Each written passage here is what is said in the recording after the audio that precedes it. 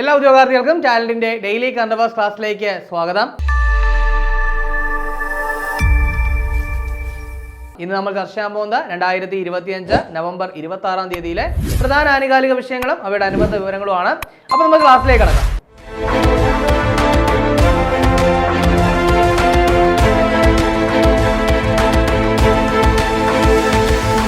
പൊതുവെ PSC പരീക്ഷകളിലെ SCRTയുടെ പ്രാധാന്യം വളരെ വലുതാണ്. അത് നിങ്ങൾക്ക് ഇനി പ്രത്യേകിച്ച് പറഞ്ഞ് മനസ്സിലാക്കേണ്ട ആവശ്യമില്ല. ഒരുപാട് പരീക്ഷകളിലൂടെ നിങ്ങൾക്ക് തന്നെ അത് ബോധ്യമായി കാണും. അപ്പോൾ അതുകൊണ്ട് തന്നെയാണ് ടാലന്റ് അറിവിടം എന്ന് പറയുന്ന പേരിൽ സോഷ്യൽ സയൻസിനും അതുപോലെ സയൻസിനും വേണ്ടിയിട്ട് 2 പുസ്തകങ്ങൾ പുറത്തിറക്കിയിരിക്കുന്നത്. അതിൽ തന്നെ സോഷ്യൽ സയൻസ് ആയാലും സയൻസ് ആയാലും 2 പാർട്ടുകളുമാണ്. അതിൽ പാർട്ട് 1 എന്ന് പറയുമ്പോഴത്തേക്കും 5, 7, 9 ക്ലാസ്സും പാർട്ട് 2 എന്ന് പറയുന്നത് 6, 8, 10 ക്ലാസ്സിലെ വിവരങ്ങളുമാണ് ഉൾക്കൊള്ളിച്ചിരിക്കുന്നത്. ദെൻ ചാപ്റ്റർ വൈസ് അറേഞ്ച് ചെയ്തിരിക്കുന്നു, ടീച്ചർ ടെക്സ്റ്റ് ഫാക്ടറികൾ ഇൻക്ലൂഡ് ചെയ്തിരിക്കുന്നു. അത് മാത്രമല്ല ലേണിംഗ് റൂം ഫാക്ടറികളും ഒക്കെ ഉൾപ്പെടുത്തിയാണ് ഈ ഒരു ബുക്ക് തയ്യാറാക്കിയിരിക്കുന്നത്. സോ നിങ്ങൾക്ക് വളരെയധികം യൂസ്ഫുൾ ആയിട്ടൊരു ബുക്ക് തന്നെ ആയിരിക്കും ടാലന്റിന്റെ അറിവിടം എന്ന് പറയുന്നത്. ഒരുപാട് പേര് നല്ല അഭിപ്രായങ്ങളോടുകൂടി തന്നെ ഇപ്പോൾ ഒരുപാട് ഓർഡേഴ്സ് ഒക്കെ വരുന്നുണ്ട്. സോ അതുകൊണ്ട് തന്നെ നിങ്ങളുടെ കോപ്പികൾ എത്രയും പെട്ടെന്ന് ഉറപ്പാക്കുക, പഠിച്ചു തുടങ്ങുക.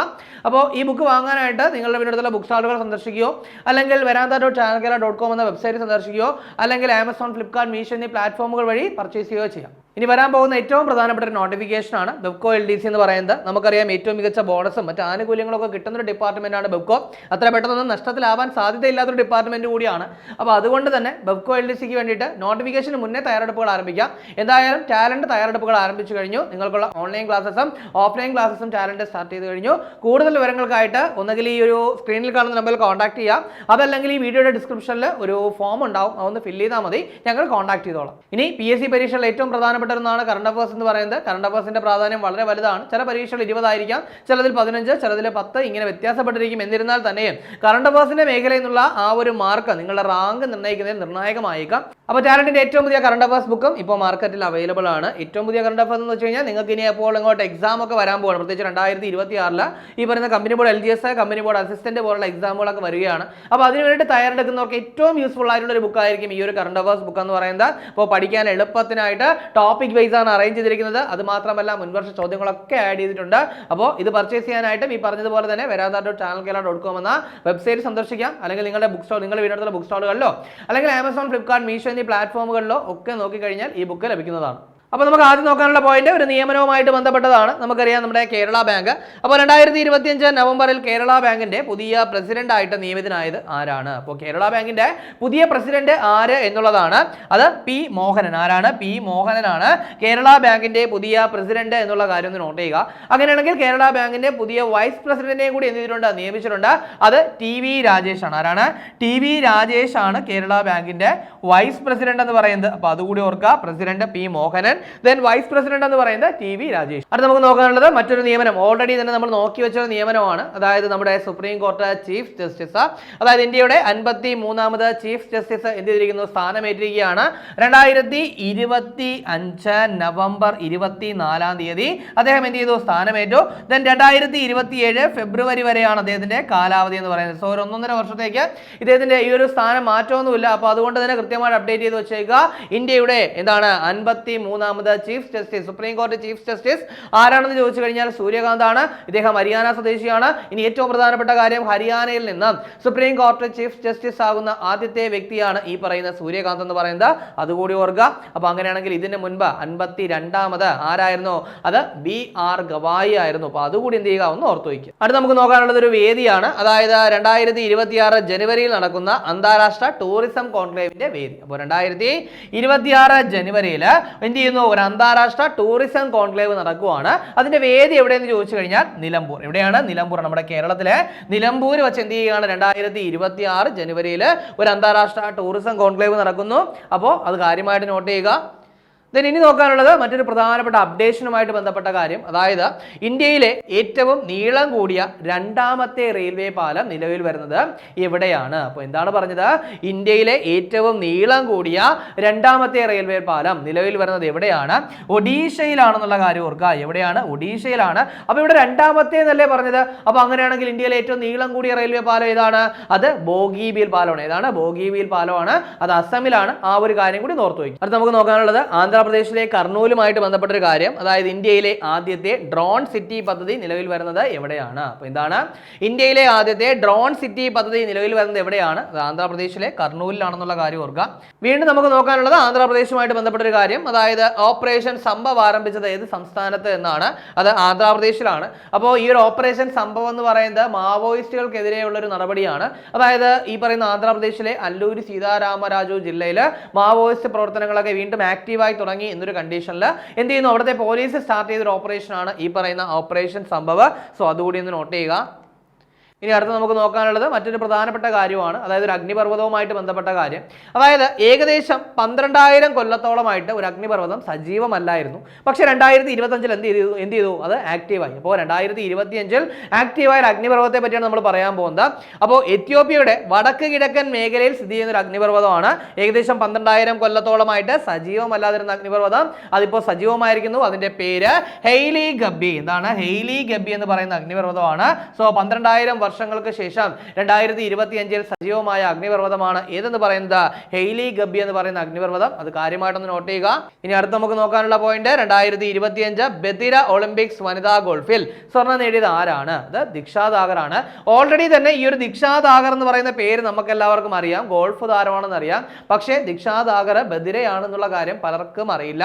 അപ്പോൾ എന്താണ് 2025 ബദിര ഒളിമ്പിക്സിലെ വനിതാ ഗോൾഫിൽ സ്വർണ്ണം നേടിയത് ആരാണ്? ദിക്ഷാ ദാഗർ ആണ്. ആ ഒരു കാര്യം കൂടി നോട്ട് ചെയ്യുക. ഇനി ഒരു ലോകകപ്പുമായിട്ട് ബന്ധപ്പെട്ട കാര്യം, അതായത് 2025 വനിതാ കബഡി ലോകകപ്പ്. 2025 വനിതാ കബഡി ലോകകപ്പ് ബംഗ്ലാദേശാണ് ഈ ഒരു ലോകകപ്പിന് വേദിയായത്. അതൊന്ന് നോട്ട് ചെയ്യുക. എവിടെയാണ്? ബംഗ്ലാദേശാണ് വേദിയായത്. ദെൻ ജേതാക്കളായത് ആരാണെന്ന് ചോദിച്ചു കഴിഞ്ഞാൽ ഇന്ത്യയാണ്. അപ്പോൾ 2025 വനിതാ കബഡി ലോകകപ്പിൽ ജേതാക്കളായത് ഇന്ത്യയാണ്, ബംഗ്ലാദേശ് ആയിരുന്നു വേദി. ദെൻ ഇന്ത്യ ആരെയാണ് പരാജയപ്പെടുത്തിയെന്ന് ചോദിച്ചു കഴിഞ്ഞാൽ ചൈനീസ് തായ്പേയെ പരാജയപ്പെടുത്തിയാണ് ഇന്ത്യ എന്ത് ചെയ്തത്? ജേതാക്കളായത്. ഇനി അടുത്ത നമുക്ക് നോക്കാനുള്ളത് ഒരു പ്രധാനപ്പെട്ട ബാഡ്മിന്റൺ ടൂർണമെന്റ് ആണ്. അതായത് നമുക്ക് ഓസ്ട്രേലിയൻ ഓപ്പൺ എന്ന് പറയുന്ന ഒരു ടെന്നീസ് ടൂർണമെന്റ്, ഒരു ഗ്രാൻഡ് സ്ലാം ടൂർണമെന്റ് നമുക്കറിയാം. പക്ഷേ ഇവിടെ എന്താണ് ഒരു ബാഡ്മിന്റൺ ടൂർണമെന്റിനെ പറ്റിയാണ് നമ്മൾ ചർച്ച ചെയ്യാൻ പോകുന്നത്. അപ്പോൾ ഓസ്ട്രേലിയൻ ഓപ്പൺ ബാഡ്മിന്റൺ 2025 സിമ്പിൾ ആയിട്ട് പുരുഷ സിംഗിൾസും വനിതാ സിംഗിൾസും മാത്രം അറിഞ്ഞു വെച്ചാൽ മതി. പുരുഷ സിംഗിൾസ് ജേതാവ് ലക്ഷ്യ സെൻ ആണ്. ആരാണ്? ലക്ഷ്യ സെൻ ആണ്. ലക്ഷ്യ സെൻ ഇന്ത്യക്കാരനാണെന്ന് പ്രത്യേകിച്ച് പറയേണ്ട ആവശ്യമില്ലല്ലോ. അപ്പോൾ പുരുഷ സിംഗിൾസിൽ കിരീടം നേടിയത് ലക്ഷ്യ സെൻ ആണ്, അദ്ദേഹം ഇന്ത്യക്കാരനാണ്. അതുപോലെ തന്നെ വനിതാ സിംഗിൾസിൽ കിരീടം നേടിയത് ആൻ സേ യങ്. ആരാണ്? ആൻ സേ യങ് ആണ്.